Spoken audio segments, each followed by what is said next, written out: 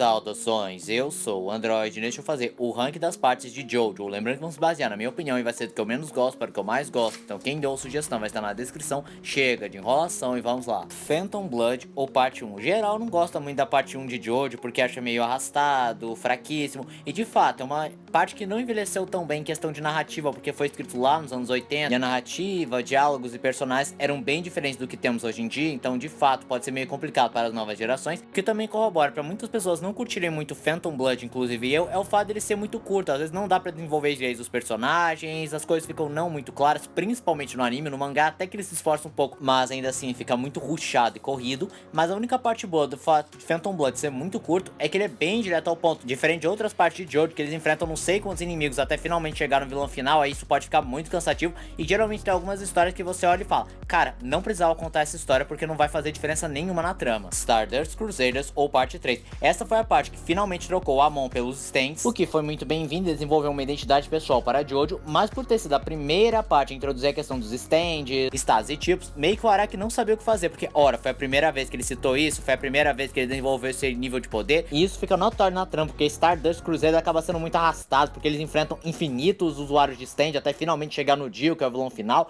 muita lutinha paralela, muita coisa que não faz diferença na trama, ou ainda por cima que muitas lutas acabam não sendo muito boas, porque sempre é o Jotaro que vai bater em todo mundo, praticamente os Cruzeiros não tem protagonismo nas lutas. E uma parte que eu posso dizer que é meio babaca da minha parte é eu me incomodar pelo fato de se inspirar em cartas de tarô, o que torna os stands muito limitados e até previsíveis em alguns pontos, mas eu sei que era porque o Araki ainda estava desenvolvendo esse conceito e ele acabou abandonando essa questão lá na parte 4, que foi muito bem-vindo, mas ainda assim é um negócio que eu percebo que eu não curto muito. Stone Ocean ou a parte 6, como eu já falei em algumas ocasiões, eu não sou muito fã de Stone Ocean porque eu acho ele meio arrastado, meio sem gracinha, ele só fica legal lá pro final da trama. Em geral, uma trama ok, não é algo que machuca muito, mas também não é um negócio que eu gosto. Battle Tenders ou a parte 2. Bem, eu poderia ter colocado em uma posição mais baixa por motivos até bem significativos, como por exemplo o Cars, os Homens do Pilar, são um dos vilões que geral não curte muito, principalmente quando tem outros vilões bem mais interessantes. Pelo fato de que o Araki ainda tava meio cru em questão de escrita, a escrita não é lá essas coisas, na narrativa, os personagens não são lá grande coisa, mas eu só coloquei nessa posição justamente por causa do Joseph Joestar, um dos melhores personagens, o melhor Jojo na minha opinião, o que leva muito pra cima. JoJolion ou parte 8. Bem, é uma trama que muita gente considera como o ápice da escrita do Araki, mas vamos lá, na minha opinião eu não sou muito chegado na história de JoJolion, eu acho que é a mesma coisa de Stone Ocean, fica um pouquinho mais interessante no final, só que no caso de Stone Ocean acaba ganhando bem mais pontos, porque o Pucci é infinitamente melhor do que o Toru, que é tão ruim que o próprio stand dele, o Wonder of You, acaba roubando o protagonismo, e de fato, o Wonder of You é uma das partes que eu gosto bastante na parte 8 de Jojo, mas uma coisa que também me incomoda é que eu não acho a escrita de JoJolion tão bom quanto de Steel Ball Run, e a arte do Araki tá bem estranha no quesito técnico, que todo mundo tem exatamente o mesmo rosto, e alguns podem argumentar, ah, mas isso é proposital, porque o Araki numa entrevista tal disse que ele fez isso de propósito para refletir a indústria da moda e como exige que os modelos sejam tudo idênticos, uniformizados, para que sempre tenham a mesma coisa, mas simplesmente não funciona para mim e fica muito escancarado quando você vê Steel Ball Run, que na teoria era uma arte inferior a JoJolion, mas é muito melhor porque os personagens parecem ter uma identidade própria, não tendo o mesmo rosto.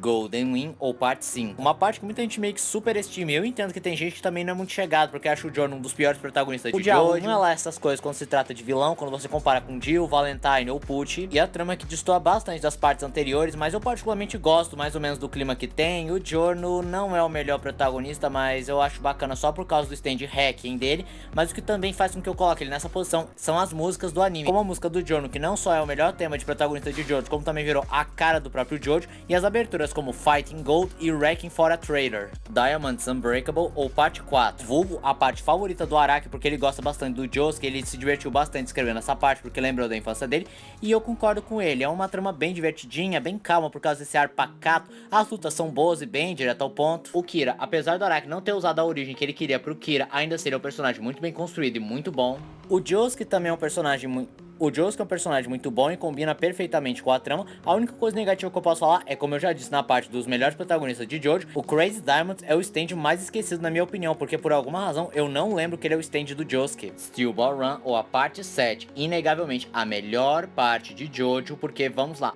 É interessante pelo fator novidade de se passar em um universo paralelo, os personagens são muito bem construídos, como Johnny, Gyro, Diego e o Valentine. O Araki se superou, porque com certeza esse é o ápice da arte e da escrita do Araki, porque eu gosto bastante da trama, trama, acho ela bem envolvente, bem interessante, meio confusa aquela cena do tiro, sim, mas ainda assim é minha parte favorita de Jojo. E esse foi o vídeo de hoje. Se você gostou do vídeo, se inscreva no canal, compartilhe o vídeo, comente, dê seu like, dê sugestões de que vocês querem ver aqui no canal. Também não esqueçam de ativar as notificações, chave de like, caso gostem dos artistas. Tchau!